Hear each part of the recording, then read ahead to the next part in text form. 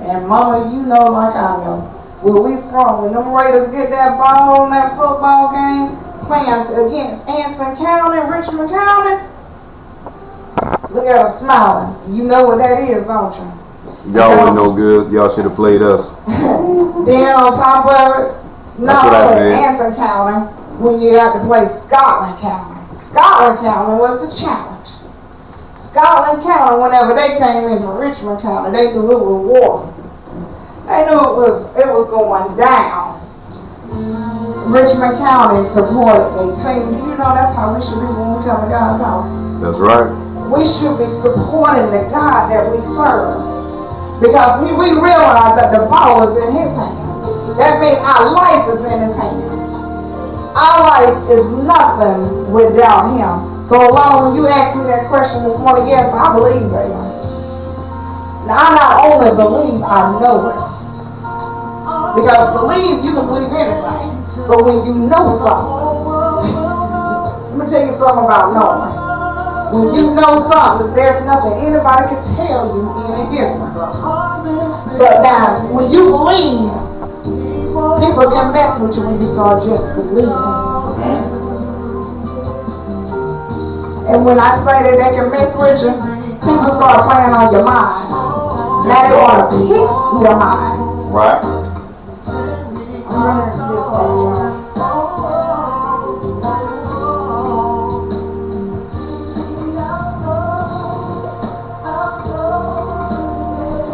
Always be at a place of preparedness. You gotta have your mind stable. You gotta be sober. You gotta be vigilant. So it's like a cycle? Pretty much like a cycle, along. You gotta be prepared in all situations, no matter what it is. So I said that because of the fact Alana asked me, do you believe that God do everything? How was that question you asked me? Do you believe God cares like for you, and do you believe God gonna bless you every day? Do you believe it?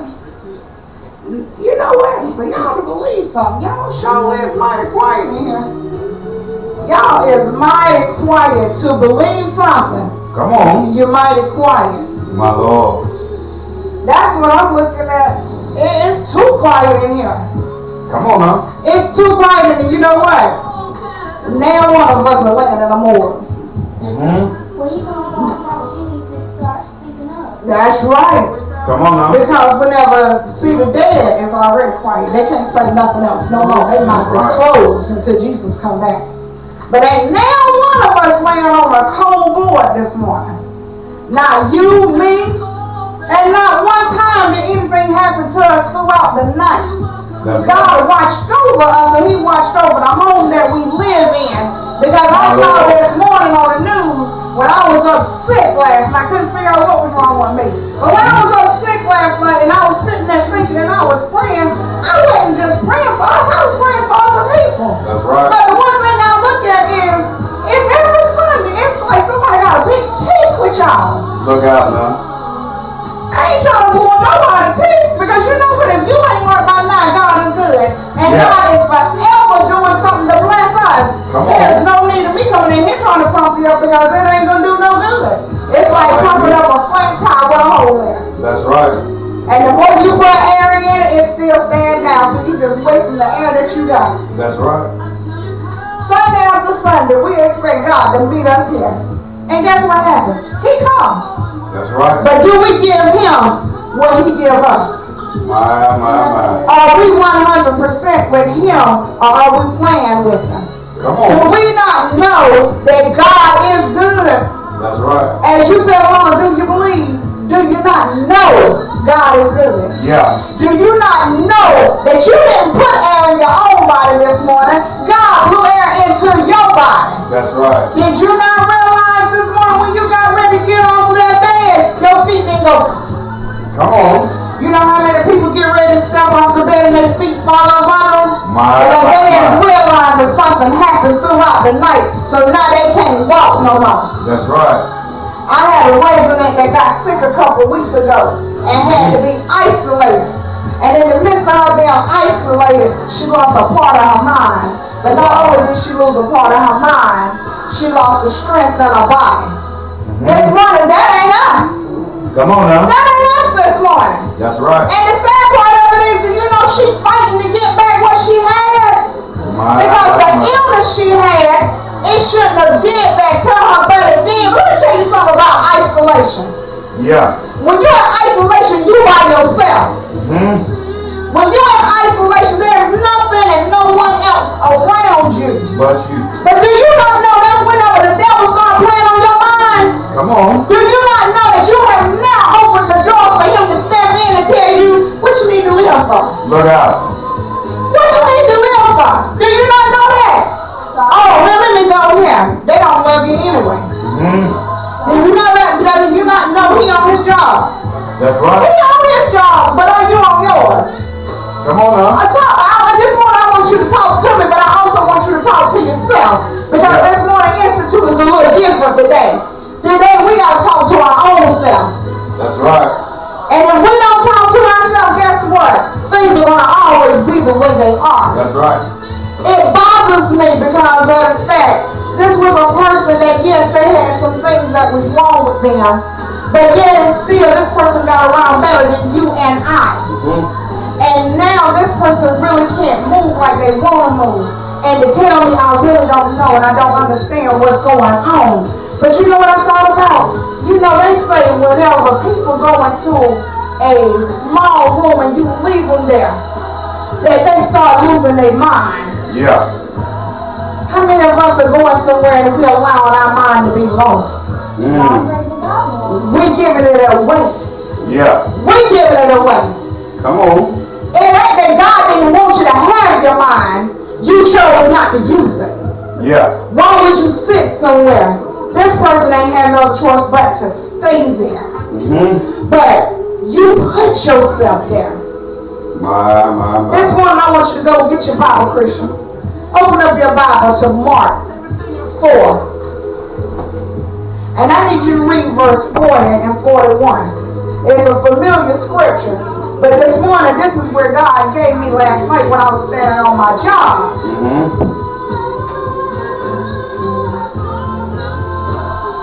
Come on. We got all day and I ain't trying to be up before you long. Because you know what? If you don't learn now that you need God and you need to talk to God, there's no need for me to keep talking to you. You got to know it for yourself. That baby said, do you believe? My thing is do you know? Do you know? A whole lot of people believe in a whole lot of stuff. But believing in it, guess what tend to happen? Somebody come through and tell them something different. So now they mind wandering with what they think they know. My. Come on now. They always told me, try God for yourself. Yeah. Try Him for yourself. If you try for yourself, you'll find out that He's real and He moves and He works. Yeah. But if you don't never try Him, how will you ever know? You'll never know. There's no knowing whenever you don't try something. That's right. How you know when you don't like food if you don't taste it? You don't know, right? What you stand there and say, I don't believe I'ma like that. That's what you say. But then you get along with somebody that eat any and everything, they say, just try it. It's good. So now guess what? Mark 4, verse 40 and 41. So now what tends to happen is what? You go in, you taste it, now you find out it was good. Do you know that's how we're supposed to be now? That's if right. we that got saved and came into knowing who God is and who Jesus Christ was and that He walked down here with us, guess what? And He didn't even leave us. That's right. He didn't leave us. He said, I go to prepare a place, but He sent somebody back for us. If He went to go prepare us a place, what happened to us? We got to be prepared when He come back. All right. So us sitting down with our mouth quiet, is that preparing us? Us sitting down not going to witness to somebody, is that preparing us? Because see, there's some work we got to do. There's some things that we got to do. Y'all got the scripture? All right, read them two scriptures, do two verses for me. And He said unto them, why are ye so fearful? How is it that ye have no faith? And they feared exceedingly, and said one to another, what manner of man is this, that even the wind of the sea obey him? The wind of the sea. Now, it said, and he said unto them, why are ye so fearful? How is it that ye have no faith?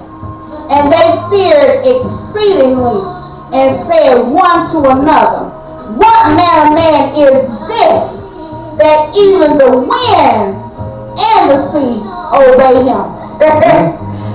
Do you know, if you go back to the top of this particular text that we're talking about this morning, you know, you'll find out that Jesus was asleep on the ship. And while they was on the lake, a storm came up.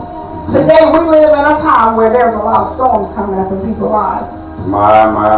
Just as though you see the hurricanes in the ocean, and you got one coming, one behind the other. Do you know that's what's going on in our lives now? Yeah. We got that going on in our natural life. Remember, we're spiritual beings living in a natural body.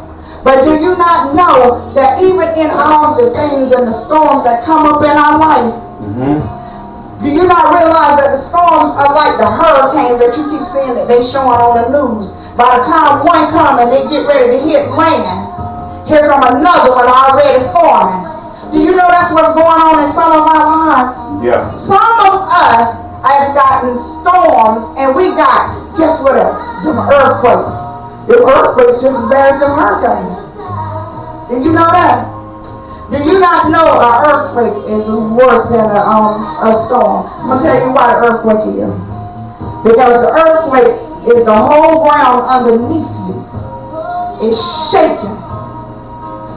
You hear what I'm saying? Some of us have some shaking in our lives. Yeah. Some of us got some hurricanes. Because see, when this stuff comes, it damages. It damages. What you mean it damage? Young people, your storm may be you going to school and other kids are giving you a hard time. Other kids are picking on you because you're not like them. See, y'all storm a little different than ours because our storm come with, we have problems with people talking about us too. Don't think y'all the only one deal with it. We deal with it too as adults. We had deal with judgment as adults. What do you mean by judgment? I mean, whenever you walk in the door and somebody tell you, I don't like your hair. I don't like your haircut. I don't like your shoes. You know what? As grown people, we deal with that too. You think you cute and you walking out your house and somebody sitting there watching what you got on talking about it. She thinks she cute with that. I'm guilty of being one of the people that done it before. But guess what? I am cute. I am cute. I'm beautifully and wonderfully made. See, that's what we have to get to. Yeah. We have to get there. We have to, didn't I start off saying that we gotta know? That's right. And then what I said you can believe in anything. Ain't that what I said? Because your belief can be shaken. Somebody can come and change how you believe. You believe you left home looking good, but somebody told you, your hair is ugly. Then you come home and now you talking to mama, talking about, Mama, can you do my hair different? Yeah, that's believing. But when you know your hair look good, and somebody tell you your hair don't look good, you know what you tell them? Thank you, but I like it. That's right. I seen a video this week when this little boy was talking about the shoes that he had on his feet. And he was saying how somebody had asked him, why would he wear that type of shoe? And he said, why wouldn't he wear that type of shoe? So guess what? He knew who he was. That's He right. didn't have to worry. He didn't have to have the fear of people. He didn't have to worry about what people thought. Yes, He Lord. worried about himself and what he thought. And I found it to be very interesting because I'm thinking if you because it never said how old he was. And I'm thinking to myself, if you're about 10, 11, 12, you're around that phase where they call it peer pressure. You're around that phase where people start playing on who you are. Yeah. You're around that phase when people start teasing you and picking on you. And you got enough sense to know that I don't pair of $100 shoes ain't gonna last me for a lifetime. Yeah. But if I save my money, the same one pair of $100 shoes, I can get me a whole lot of shoes. Yeah. I never forget whenever I was growing up. And if you notice, anytime I do the Institute, I use me a lot. Or I share things that has happened in my life. I remember whenever I was about 16, and my sister wanted some Jordans. That's when Nike had Jordan then. Yeah. And remember, them Jordans was expensive through Nike. Mm-hmm. But one thing about them darn Jordans, excuse me, one thing about them Jordans, I ain't never liked them. I just have never liked them shoes. And at that time, the little shoes they think they called Keds. Those were in. That's you right, could get a Keds. pair of Keds for $20. That's right. So I remember Pam said, Mama, I want me a pair of Jordans. I want me a pair of them shoes. Mama said, baby, you know what? I'm finna teach you a lesson. She took us down to Hardee's. And at Hardee's, she knew one of the managers that worked there. She went in there, she said, I need you to give my girls a job if you got anything open. And he said, how old are they? Mama said, 116, 115, getting ready to turn 16. She said, he told her, he said, Miss Joyce, he said, go down to social service and tell them you need a worker's permit. Mama went down there and got that worker's permit. We done started off with a job. You know, whenever you young and you get that first job, we weren't making about $5.50 an hour. I remember that. We thought we were rich. We thought we were rich. Yes, Lord, we thought we was rich. But what I look at is that whenever we got our first check, Mama said, okay, I need your gas money. Mm-hmm. Gas money? Look at your face. So we gave her the gas money. My sister still counting my money. Talking about I'm going to get my shoes this week. Mama said, make sure you got gas for next week too when you go back to work. Mama had it. So all of a sudden, she said, Mama, can you take me by Foot Locker? Mama said, yeah, I'm going to take you to my Foot Locker. This why the Jordans be here. Alright, well they Mama take over the Foot Locker. I said, Mama, I don't want no Jordans. And I'm walking around Foot Locker and I'm counting my dollars. Mm-hmm. I get in there and I saw how much them shoes was. Them shoes was $140. Yes, Lord. $250. They was $140. Mm-hmm. And I went like this, you gonna buy them shoes? She said, yeah, these shoes hot. This is style. I said, well, I guess I ain't gonna be in style.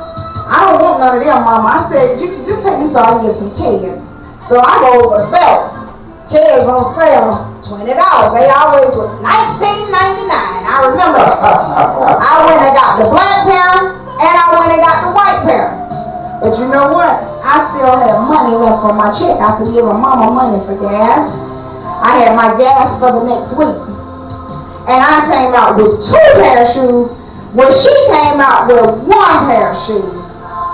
But did you know whenever she bought that 1 pair of shoes, that 1 pair of shoes didn't last. I was able to intertwine my shoes. I could change them out. I ain't have to wear the same shoes every day. My. She couldn't do that. But one thing I do know, whenever the next week came and she didn't have her gas money, Mama said, you better get the money from somewhere because you had the money. You chose to buy them $140 with the shoes. So what you saying? Do you know some of the decisions that we make, we help bring on the storms that come? Look out now. She was upset when Mama told her, you need to come up with the gas money for you to go to work because it's your responsibility. Your job is your responsibility to make sure you get there. Do you not realize at that time that was a storm to her? Come on. Because she made a decision that wasn't wise. But guess what? I landed the money. I ain't had no problem landing the money because I knew I was going to get my money back. Because you bought $140 pair of shoes. So I knew I was going to get my money back. So what are you saying? Not all storms that come are just something that just came up. Some storms are storms that we bought up. Today, in this day and time, a lot of us are shaking, wallowing, and rolling. What do you mean? We got one thing after another. But have you spoke to it? Have you spoke to it? Apostle been teaching us we got what? It's two things he said God gave us. What is it? A man. And the heart. No. He gave, Apostle been teaching this ever since, what, last year and the year before. It was two things that he said all the way in the front and then all the way back over to Genesis. He took us all the way back and he said God gave Adam what? Two things. Trying to have dominion and subdue. Dominion and subdue. We're talking about stewardship and Bible study now, right? And in stewardship, guess what else happened? He also told us what we had to do. Manage your mind, manage your thoughts, manage your lips. You gotta manage the things, right? But guess what? Whenever you had to manage how you talk, that means you had to manage what you say, right? That's right. We already know things that we say have power. That's right. We know that. We know things that we say have power. So if you know that, are you like the disciples? Waking up Jesus. Come on, like man. he ain't tired. Like he ain't tired. Yeah. Now, I'm going to ask this question again. Are you like the disciples? Or do you realize that you got the power to speak to it? Have you spoken to your own storm? You know what? I had a young lady that walked up to me at work. And she said, Miss Kendra, I need to talk to you. I said, what is it? I just need to talk to you. I need to talk to you in private. So we went somewhere to where she could tell me what was going on. And when she asked me, she said, Miss Kendra, I need you to pray for me. Let me tell you about Kendra. I don't mind praying for you, but let me tell you something Kendra don't do. Kendra don't pray for you unless you pray for yourself. Because as my place as a believer and a knower who God is, and I know that He's gonna move, I'm not gonna play with that, and I'm not gonna take it lightly, because now you messing with the power God gave me. Yeah. So why am I going to go and use what God gave me to work on your behalf if you ain't open your mouth and use what God gave you? Come on. So the next day she came to me and she said, Miss Kendra, did you pray? Did you pray? I slept good last night. I slept good. I looked at her and I said, did you pray? She said, huh? I said, did you pray? She said, yeah. I said, you know what my turn, what I was supposed to do? I was supposed to touch and agree with you. But let me help y'all. So many people want you to pray for them. They ain't praying. And they ain't praying for themselves. So they riding off on what you believe and what you know. Because one thing about God's people, whenever you really had a taste of who Jesus and God and the Holy Spirit is, whenever you had a real taste of them, you already know that you got that power. Come on. You already know that you can speak to things and things are going to happen. Or are you like the disciples, whenever things start happening, they keep happening and keep happening? My. Now you done got fearful.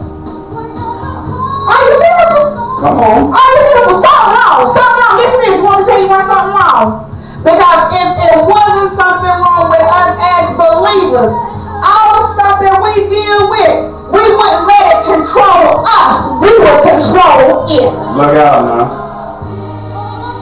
And I know for a fact, and I gotta talk to myself this morning, because of the fact sometimes when stuff keep coming back to back, you start getting weary. Yeah. You start getting weak. You start getting fearful. This morning God wanna know, are you speaking to it? It's okay for you to speak to it. It's okay for you to say, be still. Yeah. It's okay to say, I'm going to have my mind. It's okay to say that. But when you say it, know that you're going to have it. Because believe it, like I said when I started off, anybody can coerce you to believe anything. But when you know it, let me tell you something about people. Whenever you know that you're right, what you going to do for it? I'm gonna stand on it. You want to stand on it. No matter what anybody say to you, they can tell you, you know you did it. You actually did. You know you did it. You want to do what? I did not do it. You want to stand on it, right? Do you know that's what God wants us to do? That's all the disciples had to do. That's right. But you know what? Let me ask you this question. I'm going to get ready to sit down. I'm feeling good this morning, y'all. If you go on down there in 41,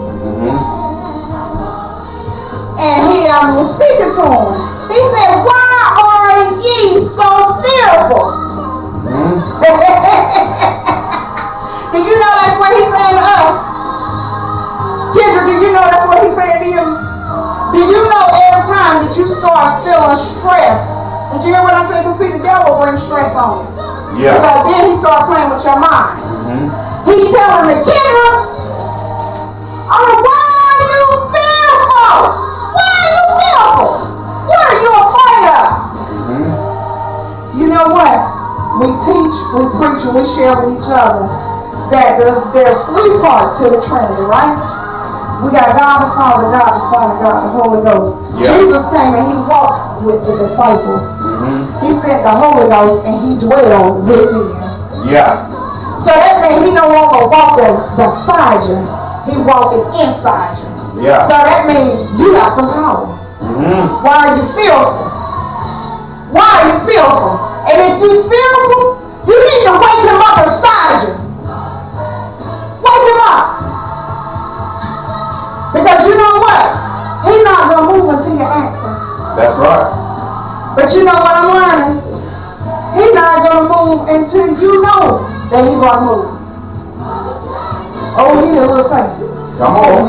Oh, you need a little faith. Yeah.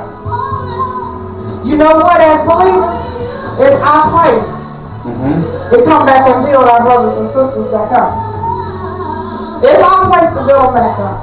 It's our place to come back and help them back up. When we see them getting fearful and trembling, it's our place. Guess what? The disciples was on their wedding. Are y'all fearful?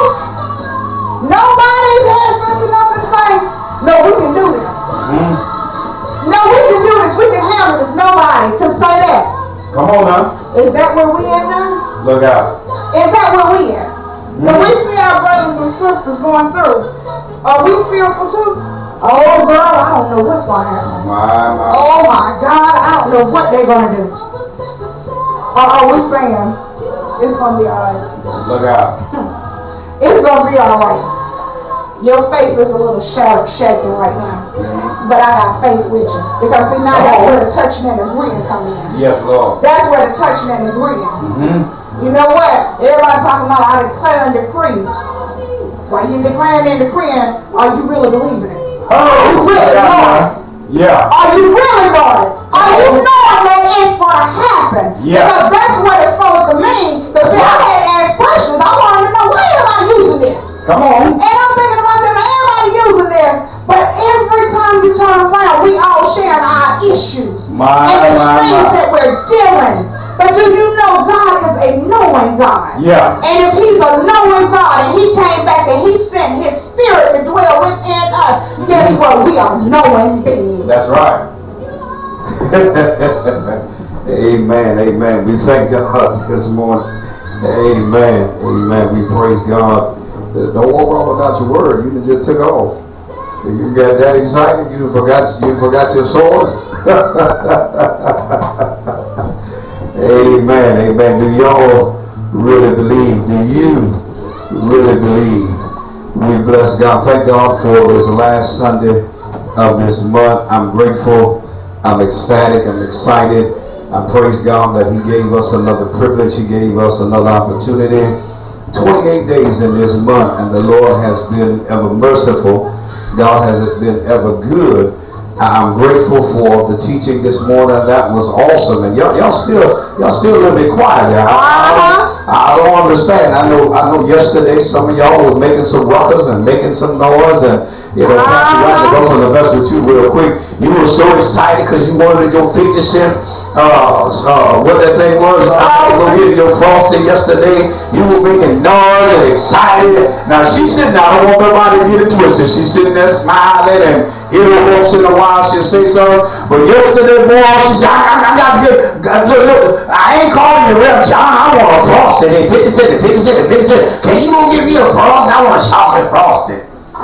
So let me just pick at her. She know I'm not being mean. I used that because she was excited. The commercial came on, had the straw and the spoon on one side of the woman while she was sitting on the bench.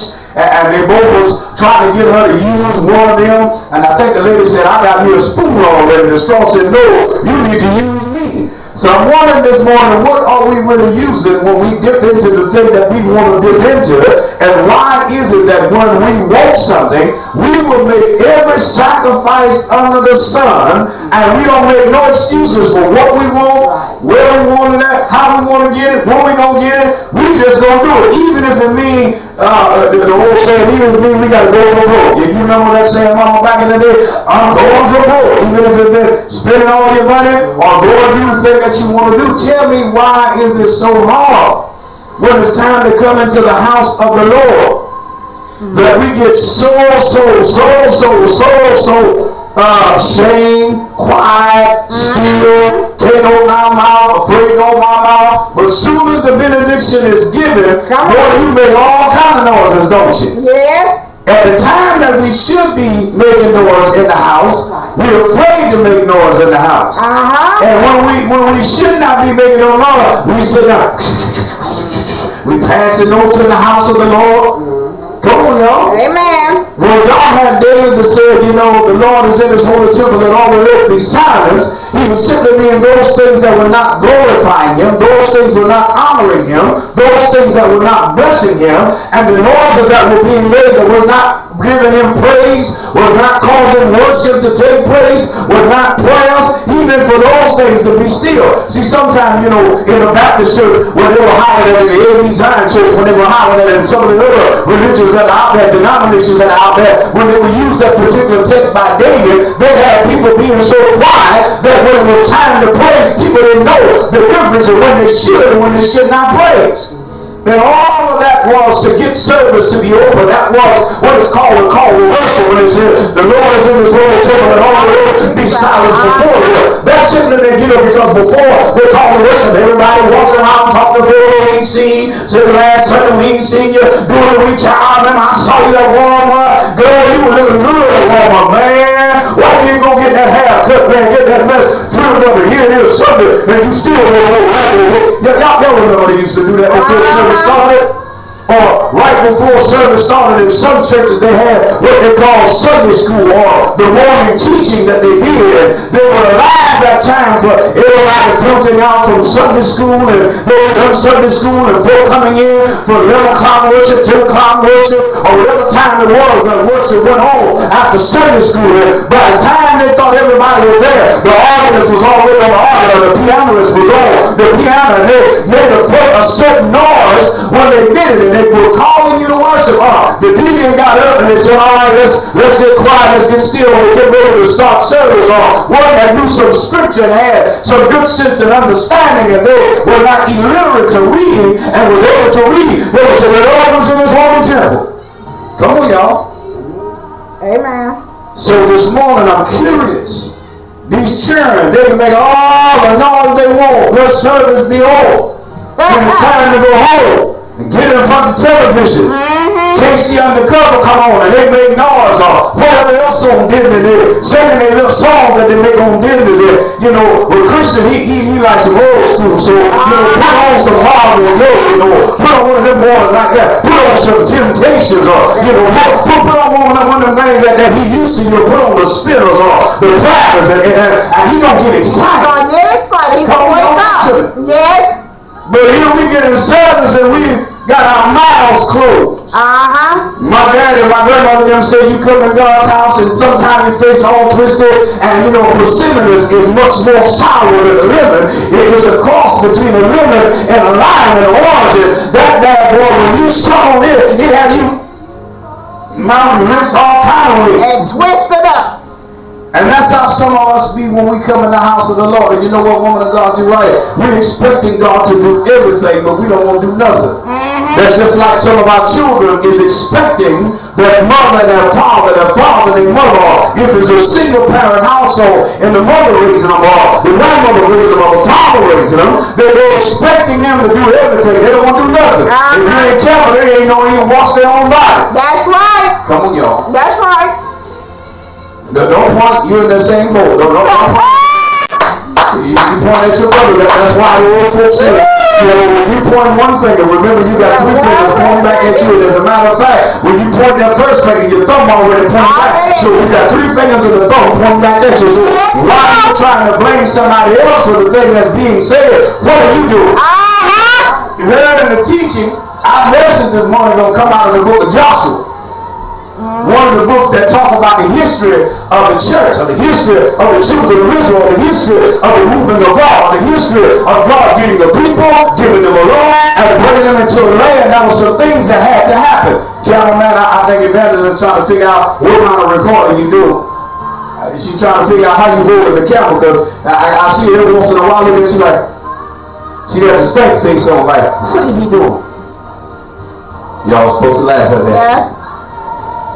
So that's what we're going to deal with. But in the message, she came out of Mark chapter 4. And in that 4th chapter of Mark, you're going to find that Jesus, as they were going across the Sea of Galilee, or the Sea of Gennesaret, or the Sea of Tiberias, because depending on where they were launched off from, it was different names that it was given. So whether you say the Sea of Galilee, you got it right. Whether you say the Sea of Tiberias, you got it right. Come on, y'all talk to me. Yes.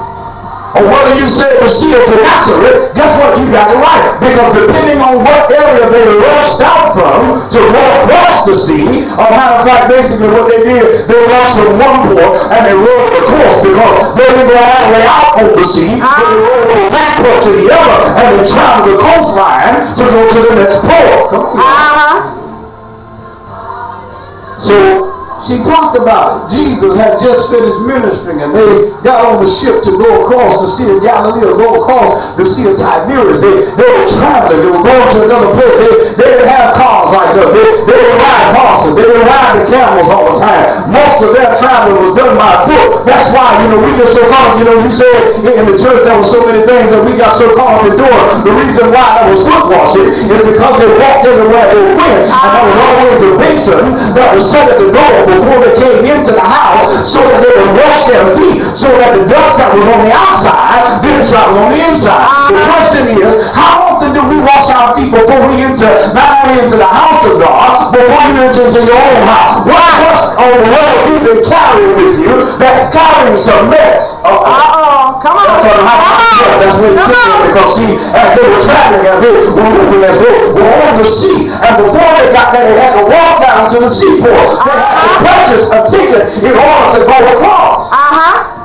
But then when they got to the place that they were going, the owner of the house, or the keeper of the house, brought out a wash basin and a towel for them to wash their feet, to get to refresh themselves, because that was dust, that was dirt. What kind of dirt we letting people walk in our house with, and you don't know what they've been carrying on their feet, and they'll walk in the house? Even Solomon had enough sense to say, be careful how you carry your feet into the house of God. Come on, y'all talk to me. Yes.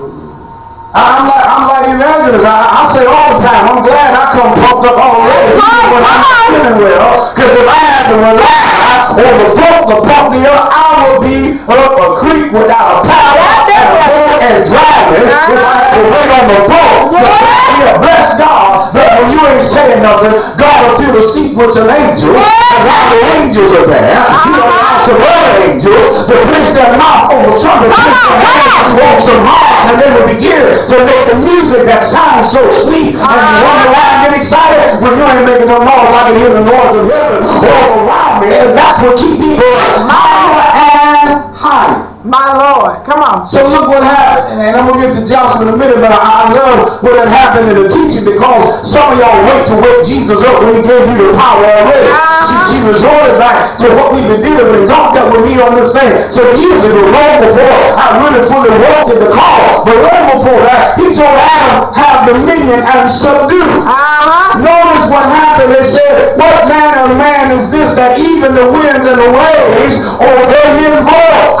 Notice what God told Adam in the beginning. He said to show them, the second man Adam, Jesus, showed them what was given to the first man Adam. He had already started putting the power of eternity back in their hands by calming the waves on the sea.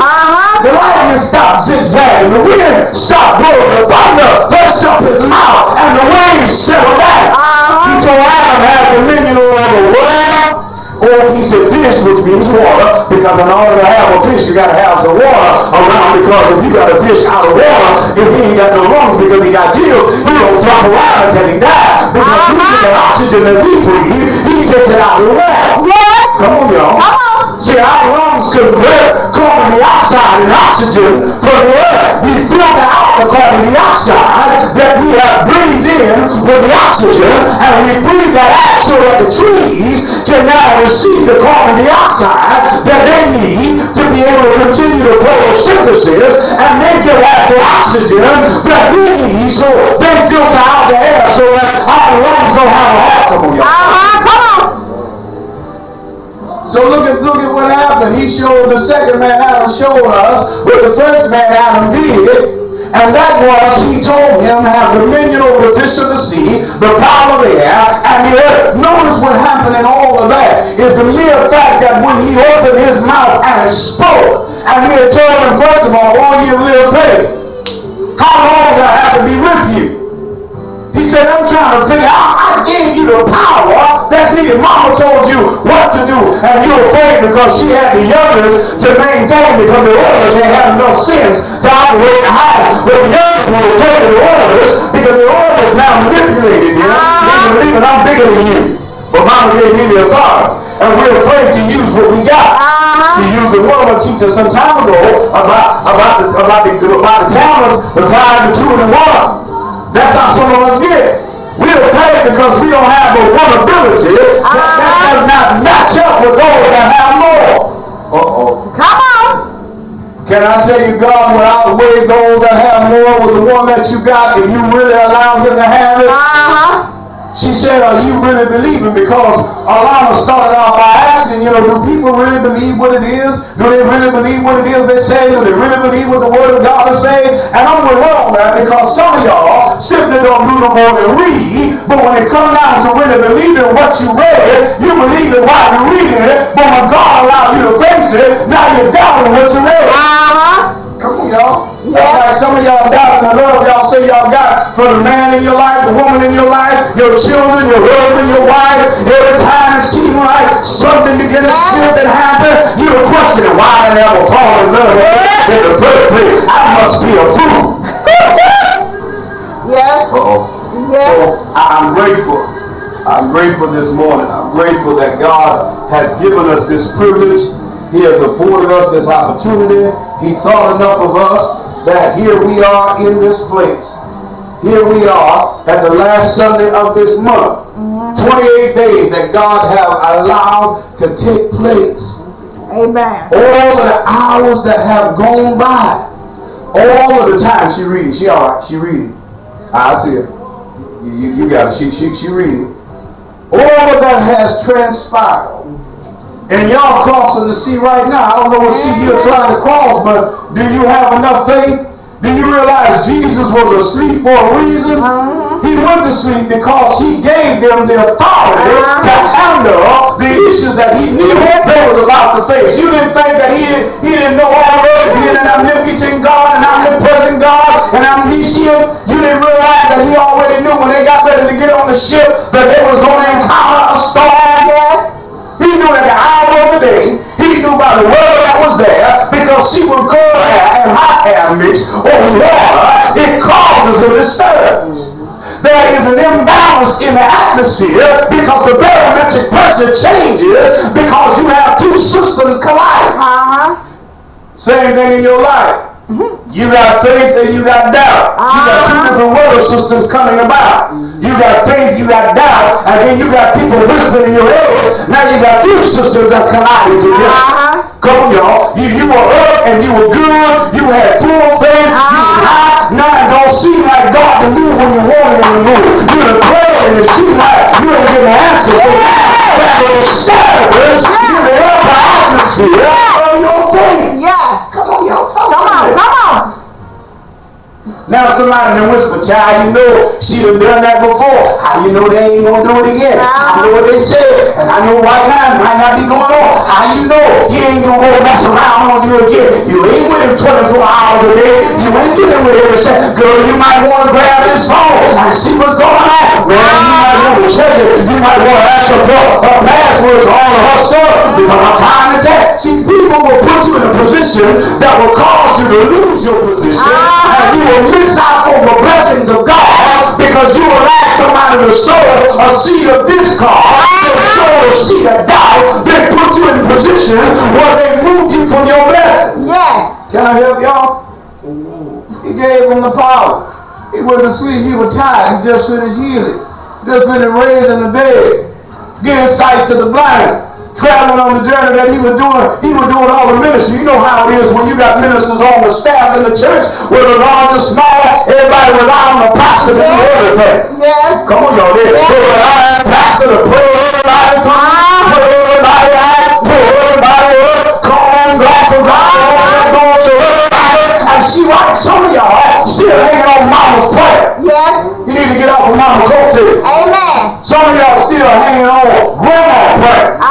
Grandma, I need you to pray for the child I'm going through it. I don't know what I'm going to do. I don't know how I'm going to make it. Grandma, pray with me. See, my great grandma was just like Evangelist was saying. She told us, I'm going to tell you right now, I'm going to pray for you, but I'm going to pray along with you. And if you ain't praying, I ain't praying at all. Because you ain't going to hold over my job is to pray that God.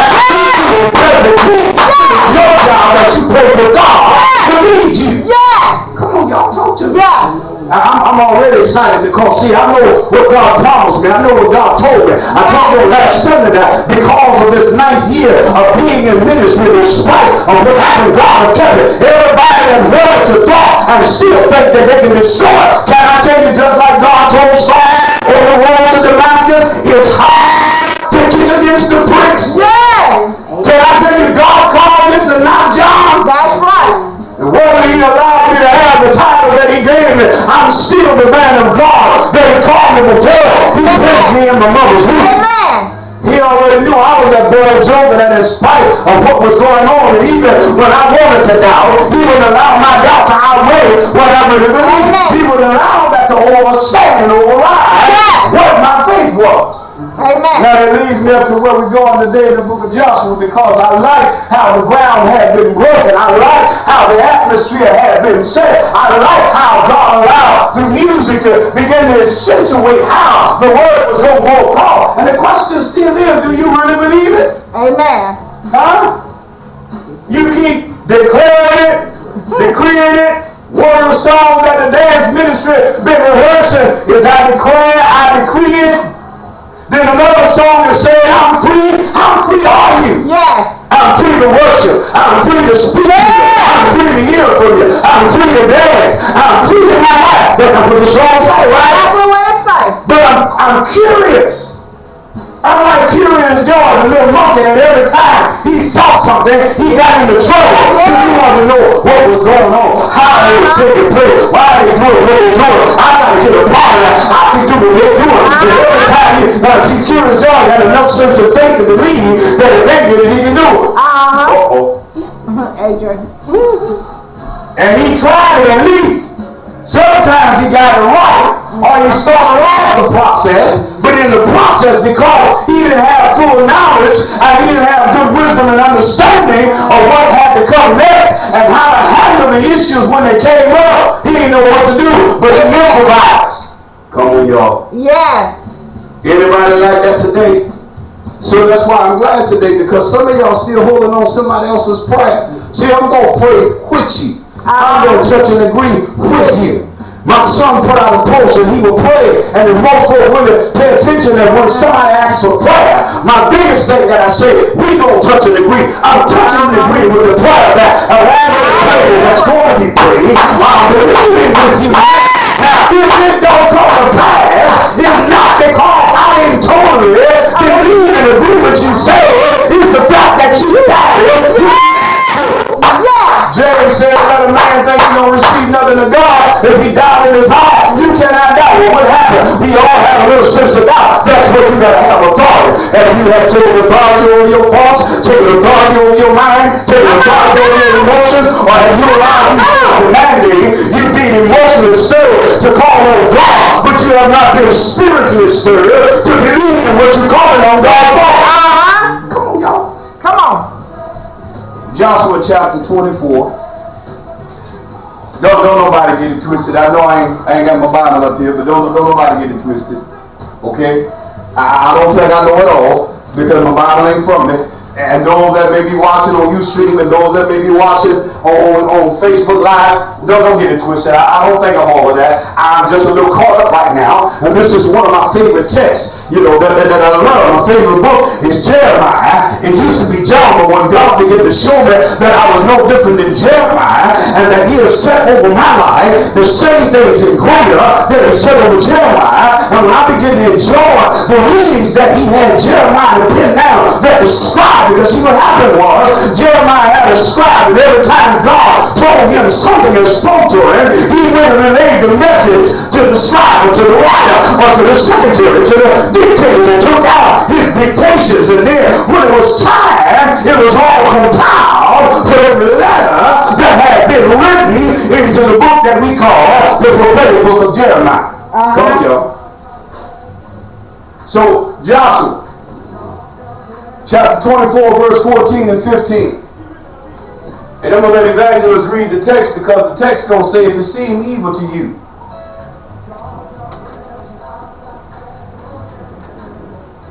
To serve the Lord.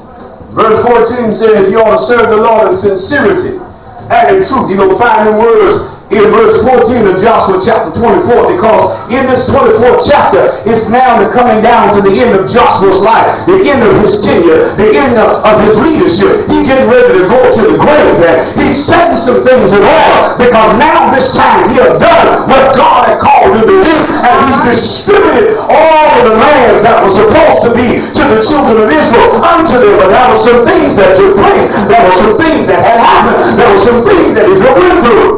Come on, y'all. Amen. Check it out from chapter 1, because in chapter 1 it begins to give the history of what and how it was that Joshua came in it. But if you back up to Deuteronomy chapter number 30, all the way on to the end, it talks about how God was preparing Joshua, and Moses saw that the best fitted leader, God, here's the only time that you'll find in scripture that God allowed the man of God to choose who the next pastor was going to be. Oh, my Lord.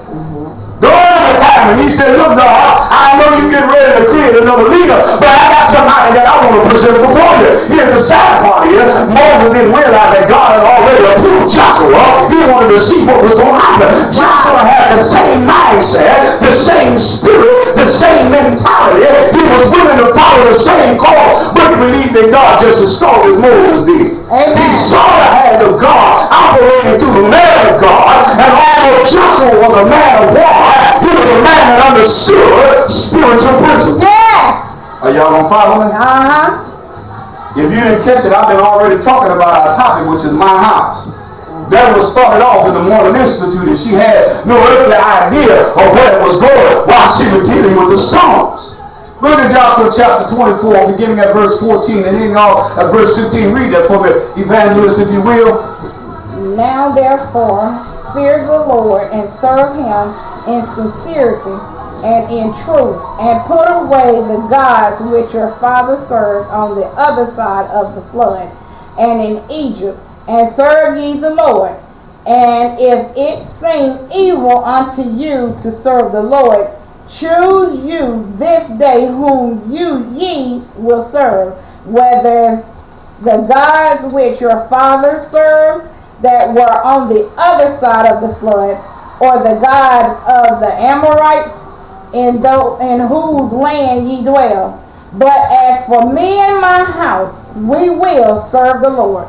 Amen. We're going to talk about my house, because as I put out this morning from Ustream, we're going to deal with the natural man, the spiritual man. We're going to deal with the house. We're going to deal with the family. We're going to deal with faith. We're going to deal with the mind, because see, the first house that you have to put in position to serve the Lord is the one that you live in, the one that you feed, the one that you clothe, the one that you bathe. And I'm not talking about everybody else. I'm talking about individually first. Because look at what Joshua was saying as he given his farewell address. As God, let me back up to Deuteronomy, the second law, or the reiteration of the law, because now all of those that had been in Egypt, that came out of Egypt, had died off, and now this were the great-grandchildren, the great-nephews, the great-nieces, the cousins of the children of Israel that originally came out because there were 10 spies that despised what God had gave and 2 spies that believed that what the Lord said they can have it. Here's the problem that we have even within our own houses, because it does not seem like we can conquer what's there. If God told you that it was yours and he said the door was yours to enter through, then why have you stopped yourself because of your circumstances, your situation? Man of God, the woman looking at you again, and undoubtedly you're not feeling the way she wants you to feel. So at the end of the day, God prepared Joshua through Moses. See, the sad part is that some of us really want to follow the leader because we want the position, but we don't know how to operate in the position. We want the office, but we don't know how to walk in the office. We want the authority, but we don't know how to have it. We want the power, but we don't understand the power that's there. And God will have a real piece of understanding of the authority, the power, and the office. They want it so that they can benefit themselves. They can feel their bellies. They can be in control. In the text, it would go back to the book of Deuteronomy as God was preparing Joshua, and Joshua was seeing what was going on. Because you got to remember, God prepared Moses in the time of him being birthed, after his birth, in the time when he was supposed to take his life. He was living, and even when his mother put him in a basket and sent him down the Nile, it was prepared by God that even in the Nile, as treacherous as it was, as dangerous as it was, the alligators and the piranhas and all that was there that should have destroyed him, God directed him where he needed to go. Because it was in the house of the enemy that he would gain the power and the strength to lead the children of Israel. I mean, some of y'all, God purposely put you in the place where your enemy was at, and you mad because you can't handle what's going on. But do you not realize God purposed you to be there in order to get the strength, to get the knowledge, the understanding, the wisdom, and to be able to get the intuitiveness to be able to carry out his will. But for you to get it, you weren't going to get it being around those that were just like you. He had to allow you to infiltrate the enemy's house and put you inside the house, make you a part of the house in order for you to understand the house. So when you came out, you knew how to lead your house. Yes. Did y'all catch that? You really think that God ain't know what he was doing when he allowed you to be in the midst of the hornet's nest? You think God didn't know what he was doing when he allowed you to hang around some of the friends that you hung around? You think God didn't know what he was doing when you got ready to shoot up, lay up, shoot up, mess up? Come on, y'all. Yes. You really think he didn't know what he was doing? Yes. So look at the text. Look at the text. Joshua, here now God had prepared him. And even the priests of the Levites had enough sense. Here's the thing that some of us don't do. When we talk about our house, some wives don't stand behind their husbands. And that's why they're not able to go forward like they need to go forward. They don't stand in the same sound decisions that are made. They don't stand in the same principle because I'm going to do my thing. And when you do yours apart from your husband, just like my husband don't stand with that ass. Come on, y'all, talk to me. And you're wondering why. I believe the earpiece just died, so I believe it should be on whatever, so we're going to keep on going because the earpiece is shut down on me. But that's all right. But I want you to understand something, because you got to check the record, because just as God was with Moses, he said, Joshua, listen, I need you to understand. I don't need you to be fearful. I don't need you to be fretful. But I need you to understand. Where thou shalt thou goest, I'm going to be with you. So shall I also be with you. But check the record back in Deuteronomy. Before he was elevated to the office, God allowed the same power, the same spirit multiplied according to what Joshua could handle to be upon him. And the same miracles that he allowed Moses to do, he let Joshua do it in front of the people so that they could not disregard his authority. His leadership, they could not reject that God had called him. See, the bad part is that even when God shows you who you are before men, they think they're rejecting you and they're rejecting God. Yes. Can I tell some of our leaders that we follow, when you think you rejected John Gavin, when you think you rejected the coming house, you didn't reject me, you rejected God. God showed me before you. He showed me to you before you came to me, and you thought you were rejecting me, but you rejected God. Amen. Can I tell you, you might be getting a little piece of blessing, you might have some doors open, but it ain't God opening the door.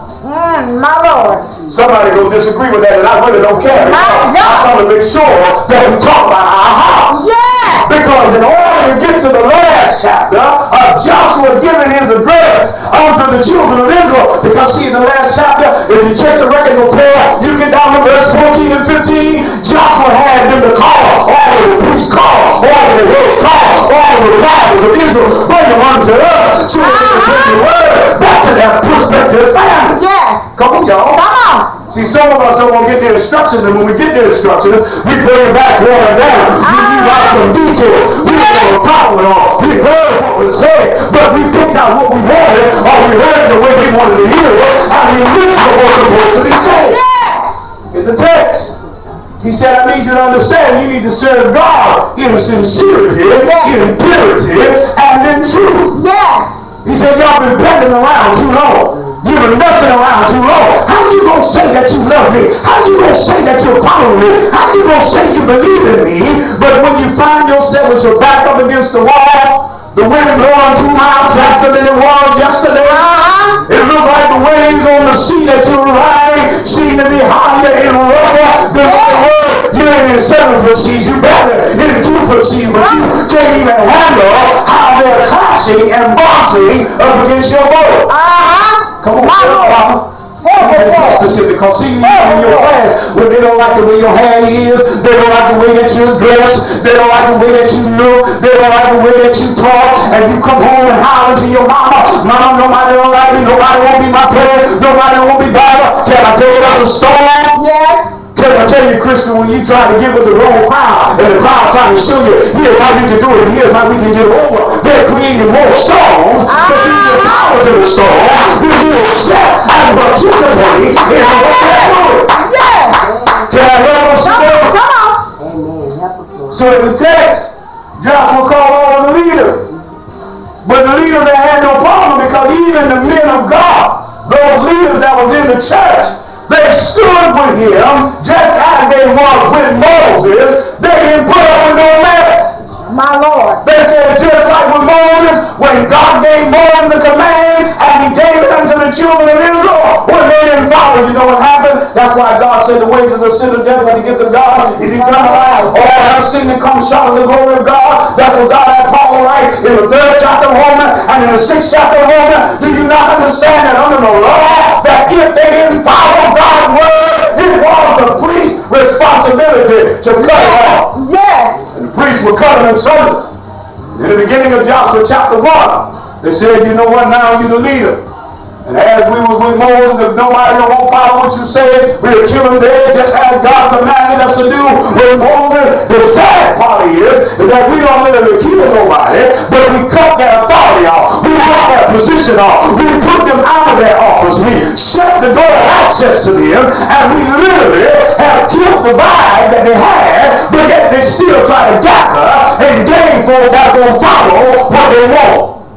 Come on, y'all, don't get quiet on me now. See, everybody don't want to go the way God said he wanted them to go. They're going to find a shortcut. They're going to try an alternate route. They're going to put it in the GPS of their mind, the GPS of their spirit, to find a faster route to get to the end of where God wants. But even with the natural GPS that we use in the world, that GPS will reroute you 4 or 5 times because you have found yourself running into an obstruction.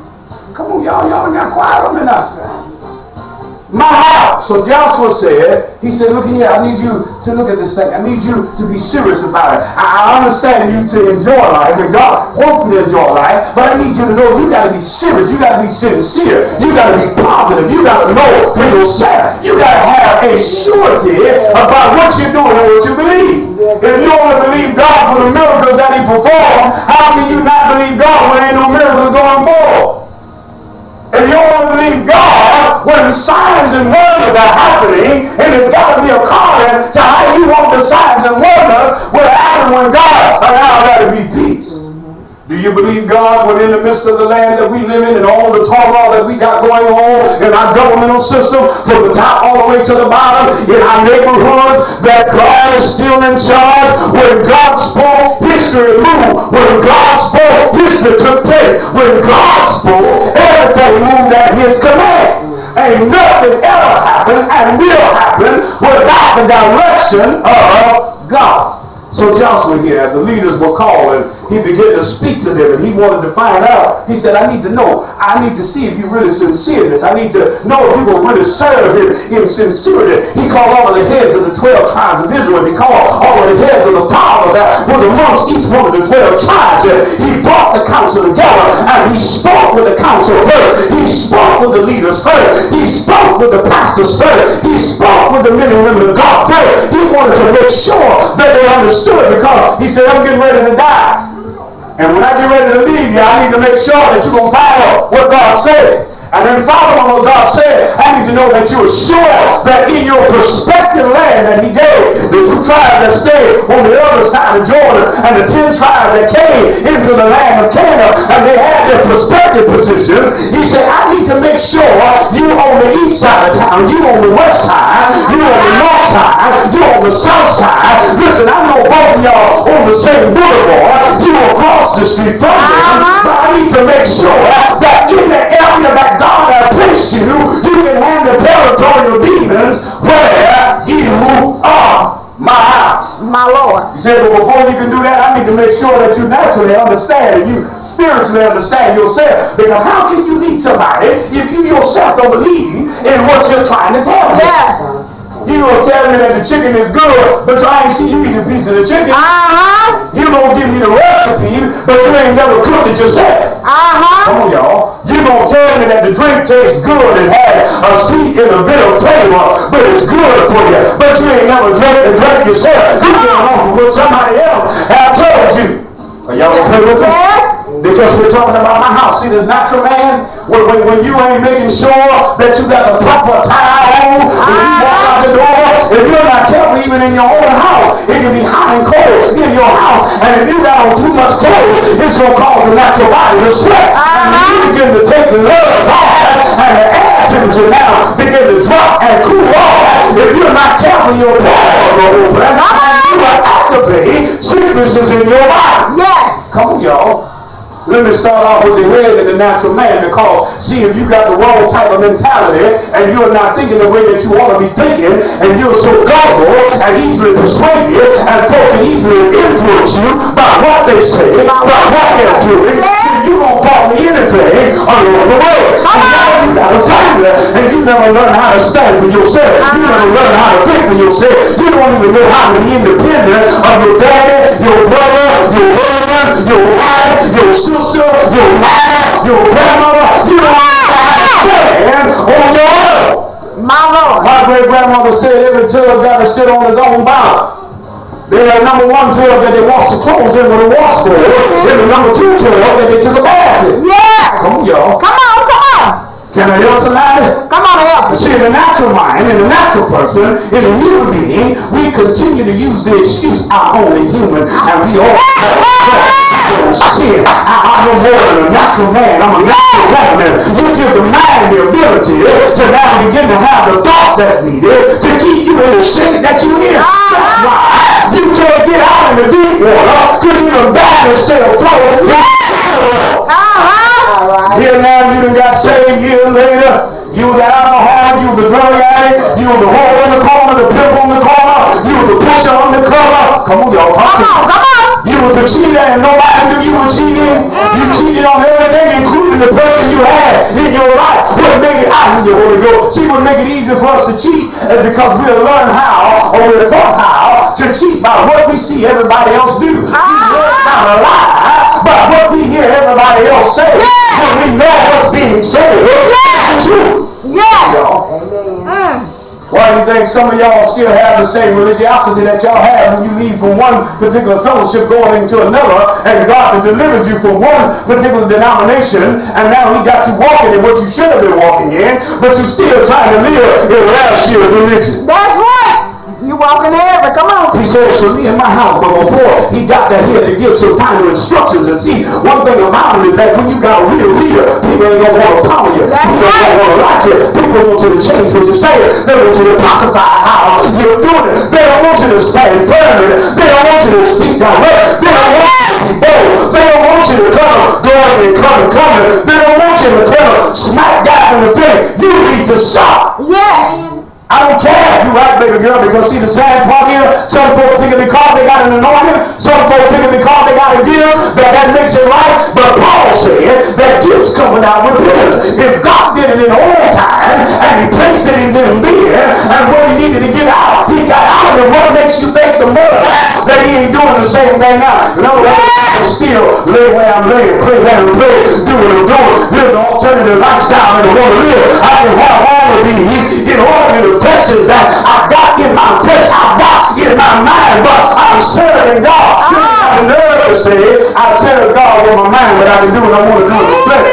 Right. Oh, you playing a gymnastic religious folk because they figure that it's mind over matter, and as long as in my matter, I do what I want because it's sinful, but in my mind right, I'm good. Help us, Lord. We want to marry a man, and we're a man, marry a woman, and we're a woman with somebody. And I understand there's more than just one sin, but do you not know that there are things that are abomination before the Lord, and God turn you over to it, and you still showing up at God's house, preaching God's word, praying that the Spirit of God is present, but you got a familiar spirit. You see signs and wonders. Do you not know that the beast and the false prophet does the same thing as Christ in the world? Come on, somebody. Come on, come on. Can I help us today? And we so blind that we want to lead our house, but our own house ain't in order, but we want to lead somebody else's house. That's why God had Paul to tell Timothy. He said that it's good that a man desire the office of a bishop. Uh-huh. He said it's a good thing. He said, but that man got to make sure he maintains his own house. Uh-huh. First of all, say that again, baby. You can't serve God and you worship in the flesh. You definitely right about that. Even though through the flesh is where we give God worship, but we can't worship God according to the flesh. You're absolutely right. Because Jesus said you can't serve God and man. Yes. He said you're going to love one and hate the other. You're going to despise one and cleave to the other. How many folk are doing that in the house of God? My Lord. They got the scripture, they got the plaque, they got the doormat, they got the plaster all over the house. We gonna serve the Lord. In your house they're shacking, in your house they're gambling, in your house they're shooting up. Shooting with everything but what God designed them to shoot with. Yes, come on. How you gonna say this for me in my house, and you the leader of the church, and you laying up with a man? Right. Help us, Lord. Help us. You the man and you laying up with a man. You the leader in the house. You the man and woman. Help us, Lord. You the leader in the house. Yeah. And you got a wife, but you got 4 or 5 women on the side. Come on now. You're the leader in the house. Come on, y'all talk. Yes, come on. Because see, we quick to say the word of God said that if meat will feed my brother, I won't eat meat. And we all know to understand I won't do it in front of them because they ain't strong enough in the faith. They ain't strong enough in the mind. They ain't learned to receive the fact that Paul said, I'm saved now, so I understand that if I go to your idol house and I know you to cook and you to serve your dish to an idol, when I call upon the name of God and I put prayer on it, I ain't got to worry about what you done prayed on with it, because I done blessed it with the word of God. Are y'all gonna play with me? Huh? Look at what the text says. He says, so as for me in my house, if it ain't working, why y'all just turn it off? That's all. Go ahead. Well, I ain't worried about if it's on or off, because if it's off, it's off. That means that the enemy don't want it to go forward, because every time God's trying to give something that will direct the house, he always decides. That's why he's called the Prince of the Air. When God word God fall, folk don't want to hear it, or the enemy don't want him to get it. Let me rephrase it. It ain't that they don't want to hear it, because he's the Prince of the Air. He want to make sure you don't get it. Come on, y'all. He don't want Because you to hear it. no, he don't want you to hear it. See, the sad part is, he ain't got no problem with you reading it. He ain't got no problem with you hearing the word that being said. Unless it's the word that's going to cause you to be delivered. Because, see, this is the message about my house. Have we been delivered in our own personal house? Do we have authority over our own thoughts? Why are we trying to bring the red thoughts in the check? The red, white thoughts in the check. Come on, y'all. The pastor in the check. The bishop in the check. The prophet in the check. And then see, some of y'all prophets and bishops, y'all need to stop trying to control folks, because God didn't give you to be the Lord over his house. Right. Amen. He allowed you to govern it because even Moses had enough sense. Joshua had enough sense. Y'all talk to me. Amen. Don't get quiet on me now. My house. The natural man, is it really in position to be able to walk according to the way God wanted to walk spiritually? Huh? My Lord. Do you really believe the house you're in is safe? Do you really believe when you lock the doors at night? Do you really believe when you get in your shower? Do you really believe when you put your clothes on? Do you really believe in who you are? Do you know your word? Do you believe in the knowledge and the understanding that you have? Do you recognize the power that God gave? So he said, listen, I need you to be sincere. How many of us are really sincere in our faith with one another? My Lord. How many of us really genuinely love one another? Or do we love each other because the Bible says love ye one another as I loved you? How many of us only love on Sunday morning? See, remember the Blue song back in the day, Sunday morning love? Got a Sunday morning time to love. That's what some of us have. But Joshua said, listen, you got some gods that you were playing around with. He said it in verse 14. He said it in verse 15. He said you got to decide because your fathers on the other side. In other words, you were saying, see, Abraham, he had to leave from among his kindred, and God told him to get up because his father, he said, listen, I need you to understand that them boys before you, they were serving the wind, they were serving the rain, they were serving the thunder, they were serving the lightning, the birds, they were serving the man, dogs and cats. He said they had their idols, but they couldn't do nothing for them. Come on, y'all. Come on. What your sacrifice is. What are you really sacrificing, and what's your reason for sacrificing? Is your sacrifice so that you can fulfill what you want? Because my house. Because see, now spiritually, are we really lining up our natural man with our spiritual man? Or are we so spiritually sound that we live naturally incorrect? My Lord. Come on, y'all. Y'all gonna pray with me? Come on. Get ready to open the doors of the church, because here's the thing. Is your mind really in order? Do you really believe what the word says? You know how many men and women of God have been preaching for 10, 15, 30, 40 years, 60 years, and never believed the word that they preached, and many folk got saved because the word ain't go out and come back void? Huh? Do you really have your house in order?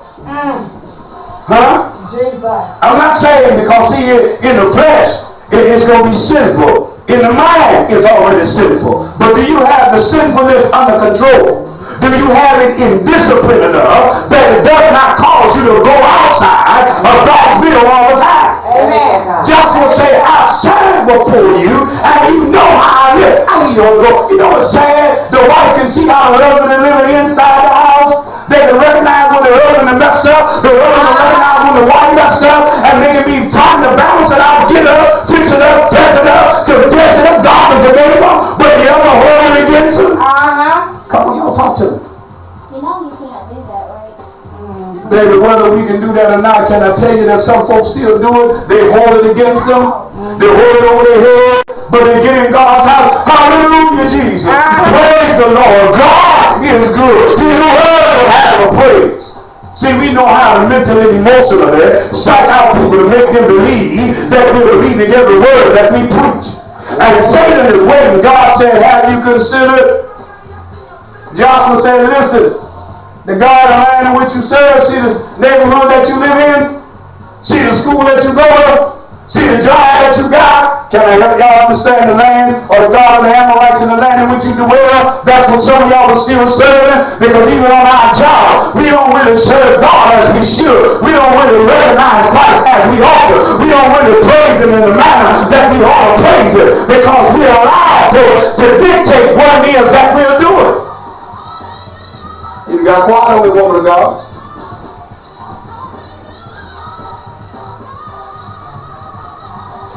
Do you really have control over the land where you at? Some of y'all don't even know your own neighbors, and you're afraid to get out of the neighborhood and they control your atmosphere, and that's why you want to stay in your house. That's why you want to speak to them and pass it. Yes, Lord. Come on, y'all. Yes. Do you really know your co-workers on your job? Do you really know the spirit that they possess? Or what spirits are possessing them?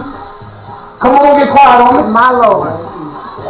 What done happened that you done got quiet on? Where your mind at right now? I'm curious because, see, this is about my house. What are we allowing to dictate us? Come on, y'all. Because he said, listen, I'm going to tell you at the end of the day, he said, even when I'm dead and gone, I know some of my children ain't going to follow what God say. I know my wife might back off or find somebody that may not live the way I lived before them, before God. Come on, y'all. Moses' wife didn't even believe in him enough, and she couldn't understand. And Moses told her it was best for her to go back home with his father Jethro because of the task that God gave her. Do you realize even with that, that's why some of the wives that was with the apostles, when they were just the disciples, did not come back with them even after Jesus had died, went back to heaven, because they could not understand the task that was there, because there was too much suffering involved. They were still like Lot's wife. They still wanted the way it was and do it the way they always did it and expect God to still bless it and be in it. Come on, y'all done got quiet over something that happened. What spirit done picked up in here? Huh? What we done allowed to come in? My Lord. What we done heard, what we done saw, what we listening at, that we done allowed to now take over our house. Come on, y'all. If it ain't the right preacher preaching, if it ain't preaching nothing that's going to make you happy, come on, y'all. Right. If he ain't saying nothing that's going to make you jump and roll under the benches, come on, y'all. Yes. Some folks believe that because they roll under the benches, they got the Holy Ghost. Can I help you understand that ain't nothing but make you look like a plum fool? Amen. The Holy Ghost is too intelligent. He's wise. He's infinite. And he ain't got to make you fall on the floor like you done lost your plum everlasting mind. God can clean you up and deliver you without some folks don't believe that the demons will come out of folks unless they see them slithering on the floor. Can I tell you that ain't always so? That's right. Huh? That's right. They always call for and throw up different things of different colors, showing that the demon had been released. Uh-oh. Amen. As for me in my house, he said, we're going to serve the Lord. How are you really serving God? Do you just serve him when it's time for service to start? Is your service to God is when you're among those that are believers? When is your service before those that don't believe or those that had believed and they fell away, they were backslided? How are you really living in front of folk? Do you not recognize that even some saved folk are trying to get closer to God but don't understand, don't know how? And some people don't have enough sense to be able to lead folk, but they want to keep folk and they're holding folk and destroying folk and folk are looking for a way out. See, some of our minds are so messed up that we think that the church is only in the bricks and the mortar, the type of building that is here, and we don't even have enough understanding that the church started with just a few folk who were in the building.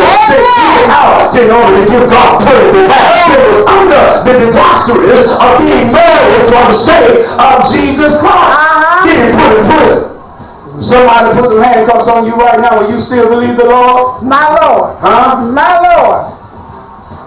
I told you this as I opened the doors of the church. One of the reasons why Columbine was the way it was, and what most folk don't know, and they go into the details and find out what really happened, because in Columbine, one of the biggest things that happened is that the shooters asked everybody, because Columbine was a place that believed in God. Columbine was a Christian school, and the thing about it, when they went in, they put guns to their head to see all this Jesus you talk about, and if I die today, I know more than the Lord. They found out who really believed in God. They was able to tell those that were sure. See, when some folks don't understand, now one of those real believers that were martyred, but then there were those that denied Jesus when the government put it in their head. They knew who stood firm, and what we don't know, the reports ain't really been put out, is that when you search the record, there were many that were let go, but those that tried to profess Christ, that knew they weren't living for Christ, were the majority of the ones that got killed. My Lord. Now, can I help y'all understand? I'm not condoning what happened at Columbine, but I need you to understand, as for me in my house, these people knew the ones that were genuine. The shooters that went in, they knew who really believed in God. They knew who really believed in Christ. And they knew the ones that were run after Christ just to save their life. My Lord. Jesus said, he that saveth their life will lose it, but he that loses their life for my sake have already saved. You had a whole lot of folk that jumped on the Christian bandwagon that wasn't Christians and they lost their life. Come on now. Yes. Where do we really stand? Are we serving the gods in the land in which we dwell? The neighborhoods that your house in.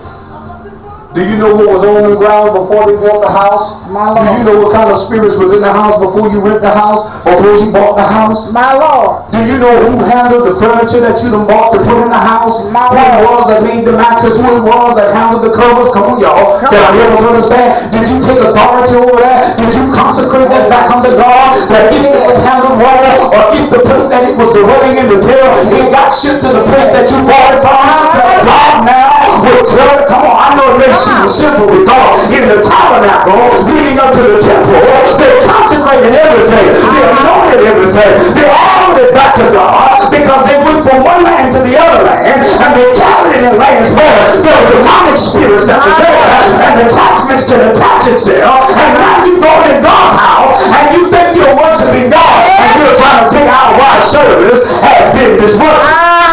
Even the restaurants that we go in, the gas stations that we stop at, the roads that we travel down. Do you not know? Because spirits are invited people that don't have a body until they find a body to attach itself to. They're running around in the land where you are. If it seems evil to you. In other words, you say if it don't seem like it's the real thing, the right thing, if it don't seem like you ought to be doing this, if it don't seem like you should be going this way, if you don't like what's being said there, then you need to make a choice. Amen.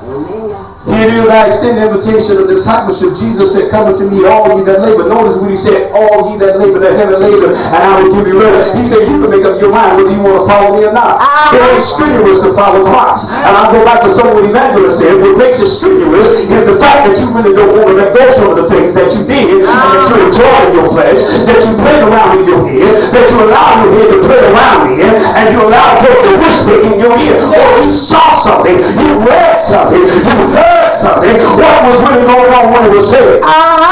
Come on, y'all. Come on. So he extended an invitation. He said, if it seem evil to you to serve the Lord, he said, I need y'all to make a choice. He said, before I die, and before you enter all the way in, because see, at this last venture in Joshua's farewell address, they were all getting ready to depart into their own land, into the places that God had promised them, the land that had been divided unto them, the spoil that had been given to them, for them to start their lives over in the land filled with milk and honey. Just like some of y'all that looked at the situation, and you said, just like the 10 spies, that we look like grasshoppers, they're giants, eating the fruit, the grapes are bigger than what we are, and you don't understand, when God get ready to bring you into a blessing, the blessing will be bigger than what you are. Yeah. But if you haven't mentally before you get it, you realize that the size of it don't matter. When you saw your tree is greater than the land.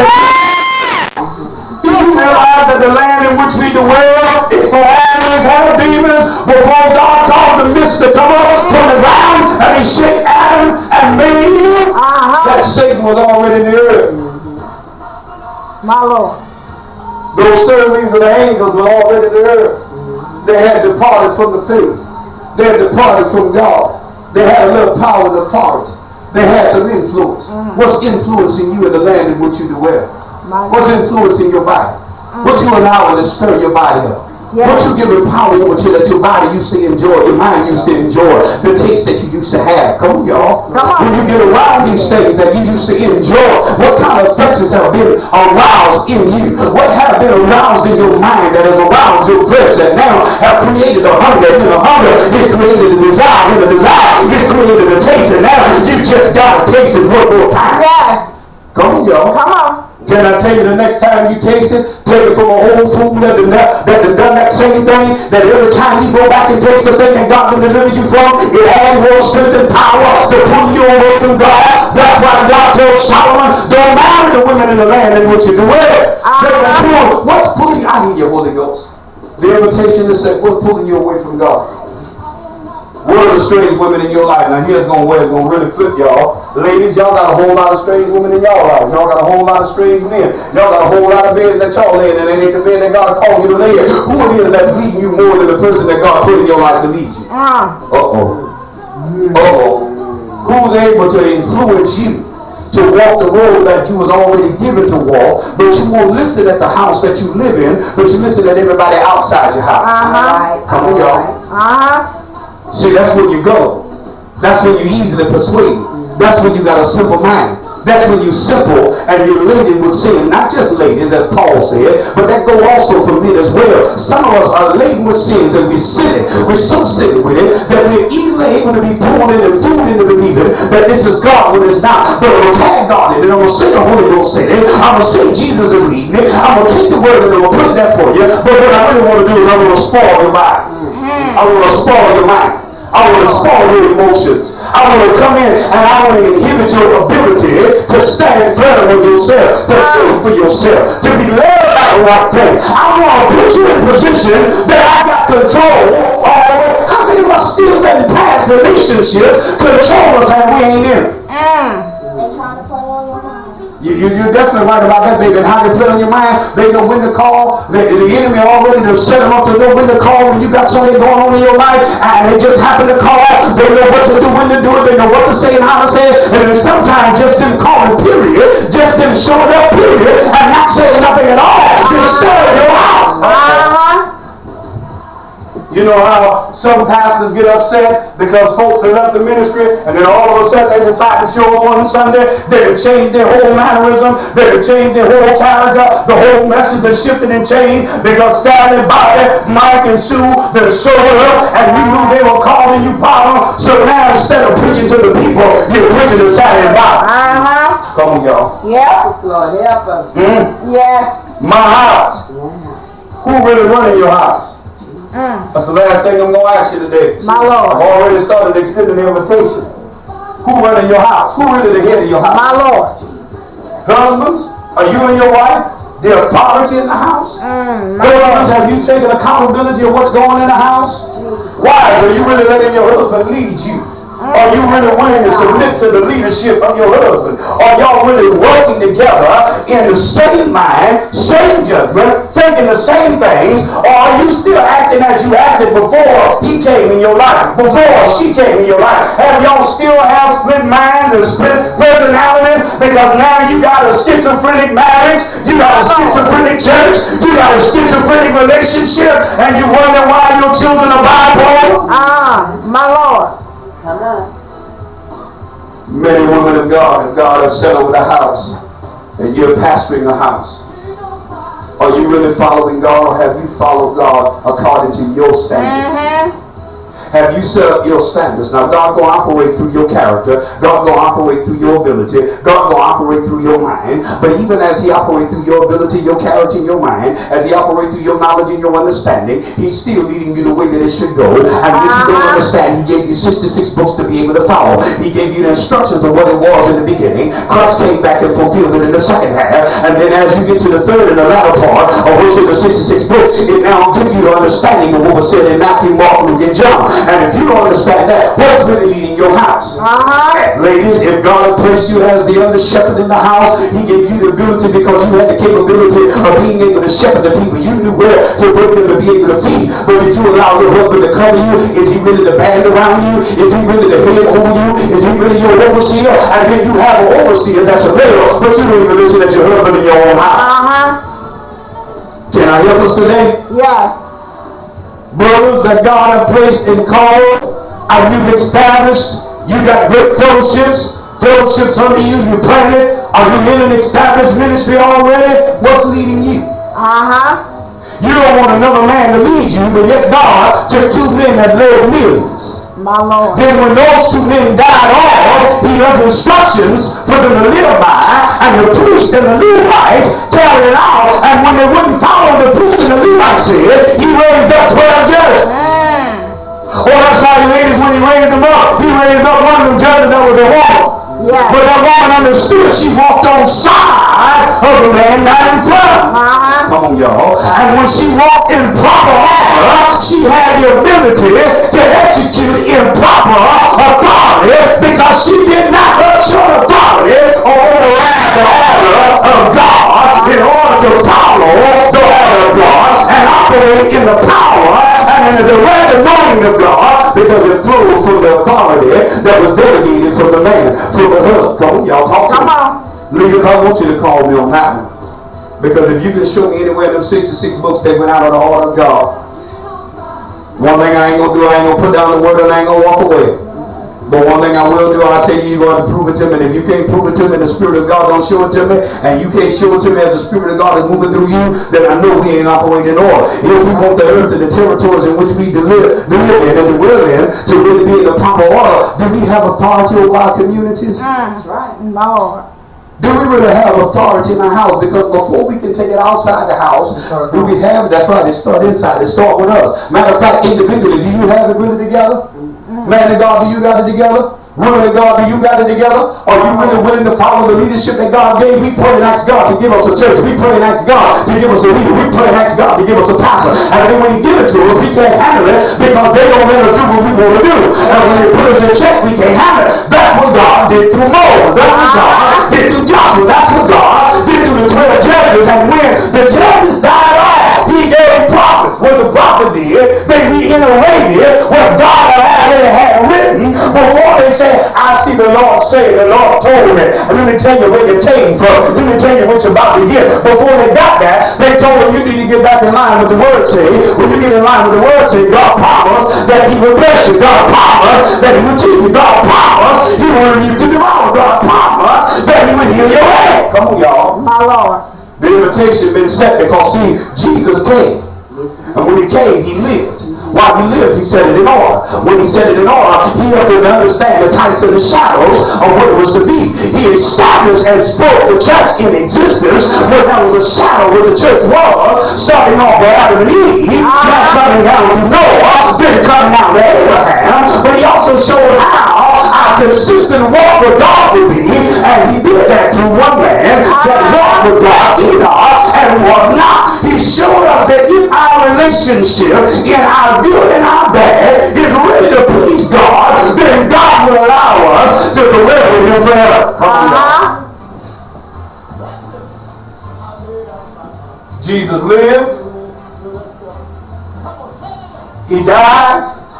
He helped them understand what the law was all about. Some of y'all really don't want to forgive folk, and y'all want to take what the first part said just 7 times in a day. And folk gonna mess over you and do you wrong more than 7 times. As often as is needed with your brother and sister, he said forgive. God forgive you throughout the day. Yes. Your thoughts ain't always on the heart. The Holy Spirit, even when he's talking, you don't let him have his way. Do you really apply the word that you say you live by? You said you hid it in your heart that you might not sin against God, and the Spirit of God bring up the word that you say you live by, but you still do it your way. My Lord. The invitation is there. He died. He shed his blood. He was the last lamb for sacrifice that was needed, and that's why in the first century church they had to move over from Judaism, or they had to move over from living by the law of Moses and incorporate now that the only sacrifice that God was looking for, the sacrifice that David had already said will come into play, and that was he looking for the sacrifice of praise. See, we will sacrifice, not eat. We reject our own flesh because of what we want from God. While we say we want to be close to God, and while God draws us close, our flesh say, now I need to eat because I ain't trying to hear what the Spirit says. That means I can't go tell all. That means I can't rub on him the way that I used to rub on him. I know he ain't mine. I know she ain't mine. But the Spirit saying I gotta stop. If I want the blessings of God, I gotta shut some doors. I gotta cut some ties. Some of y'all still got spiritual soul ties with the places that you came from and the ministries that you was under, and that's why the place where you at, you can't be elevated and move because you have not cut the negative spiritual soul ties of the ministries that you came from, because they got you debated and debauched, and they got you so upset and so upturned that you can't even see the truth of God. Somebody catch it. He shed his blood. He stayed in the grave for 3 days. Yes. The old man had to die. He had already set the stage of what his death would be like, what his burial would be like, what his resurrection would be like, when he found John in the river Jordan and went through baptism. He showed us that here's what's going to take place in the natural for you to understand the spiritual. And then he went through the natural death of dying and being in the grave to help them to understand that going under the water meant to die, to bury, and to rise in a new man. He got up on the 3rd day. He left final instructions after 40 days of walking around men and brothers. Because see, 40 days your body can go without eating and drinking water and still survive. But in the process of that, all of the things that are not good, that are not pure, both mentally, intellectually, socially, physically, and spiritually, will die out. In the 41st day is where you have to refresh. In the 41st day, they went into the upper room. And for the next 10 days after that, they waited on the promise of God. Come on, y'all. This stuff is straight from heaven. If you don't believe it, you can try. He died. The cross was there. The cross is still a stumbling block for those that really don't believe. It's still a symbol of weakness for those that really don't want to follow. But to those of us that believe, it's life, it's strength. That's why Paul said, I'm not ashamed of the gospel of Jesus Christ, for it is the power of God unto salvation to him that believeth, to the Jew first, then also to the Gentile. So I'm not ashamed of what I do. I do recognize that what I'm doing, sometimes I find myself in positions where my flesh will do its own thing. But then when you recognize that it got out of control, do you take authority back over it? It's ours to offer. It's yours to accept or reject. We extend the invitation, whether young or whether old. Young folk, God said, remember now thy created the days of thy youth, while the evil days draw nigh. He said, you got to remember why you got strength, why you got vitality, why you got the ability, why you got knowledge, why your eyes are still working, your ears are still able to hear, your arms are still able to move, your legs are still able to support yourself, why you still in your right frame of mind, why you have the strength in your body. He said, remember him now. In other words, he said, serve him now. He said, the whole duty of man is to fear God and keep his commandments. Do we really do that? My Lord. Do we reverence God enough to follow what he say? And if we fall in the flesh, do we get up from it? And when you get up and those that see you fall, do you give them the strength that they need, because he which is spiritual are supposed to restore such a one? Are you restoring folk? My Lord. You asked God for a wife, he gave it to you. But she ain't everything that you want her to be just yet, and you mad. You ask God for a husband, but he ain't in the same place that you are mentally, but you ain't taking the time to build one another. All you see is the flaws in him or her, but you don't look at the flaw in yourself. And when the flaw God allowed to be pointed out in you, you put it all back on them. He died, he rose. His blood is still washing us white, still making us whole. If you're here today, if you're watching, we extend the invitation. If you're looking for a church home, looking for a place to be a part and grow, I'm going to tell you now, we don't have nothing new to offer you but the Jesus Christ that's always been there. Amen. So brothers and sisters, it's ours to offer. It's up to you whether or not you're going to accept it or reject it. What you going to do about it? My house. Speak it individually first, then corporately. My house. Are we still serving the gods in the land in which we live in? My Lord. We serving the gods that are in our house. We serving our own thoughts, our own emotions, our own feeling. We serving our own body. Come on, y'all. We serving the fact that we like to have a little bit of here and a little bit of that. Have we really put away the filth of our flesh? Now that's a job we all doing, because in the progressive state, you got to change your practices into the new practices because of the position that you're in. That's why some folk, when they put in management, they still think the same way they thought before they were put in management, and their practices that they did before being put in the position of authority can't move into the position of authority, and that's why they mess up some jobs and they wind up losing the job they have, or they wind up being demoted on the job that they got, and now they're mad at the management that put them in the position, but they never changed their mind when they got in position to be able to manage it the right way. They thought that because they had authority, and because they didn't like Bobby on the job, they didn't like John on the job, they didn't like Jill on the job, they didn't like Sue on the job. John and Sue didn't fit the criteria of the way that they dressed, so they had a problem with it. So now that they was in authority, they tried to abuse it. They didn't like the way they wore their hair. They didn't like the kind of cologne they wore. Come on, y'all, talk to me. Yes. They didn't like the shoes they wore. So because that they was in authority, they went with the handbook and they pulled out some junk that they wanted to throw away. Come on, y'all, talk to me. My house. In your own personal life, what God are you really serving? I'll leave you with that. In your own personal house, in your body, in your mind, in your emotions, what God are you serving? My Lord. What God are you serving? As for me and my house, before you got married, what was you really following? Did you just go to church just to go to church to say that's what Mama said that was the right thing to do? And soon as the benediction is over, you pick back up the same mentality that you had? You pick back up the same ways that you carried on? Huh? My Lord. You just went to go.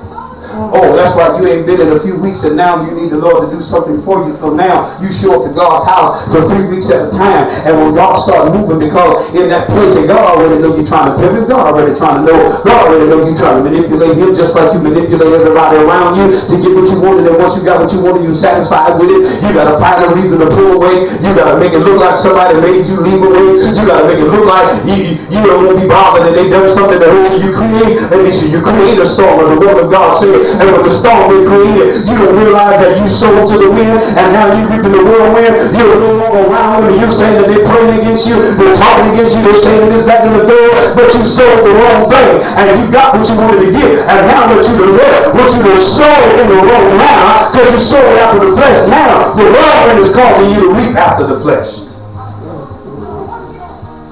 It's ours to offer. It's yours to accept or reject. God bless you today. God bless you today.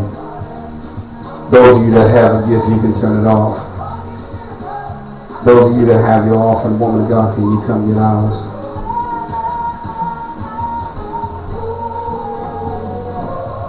I don't know what happened in the transition, but it seemed like there was something different that changed when the thing decided to go off, and we didn't change from the height of where we were. So I don't know what happened. Something you saw on my phone that wasn't right. Something came up that you thought shouldn't have came up.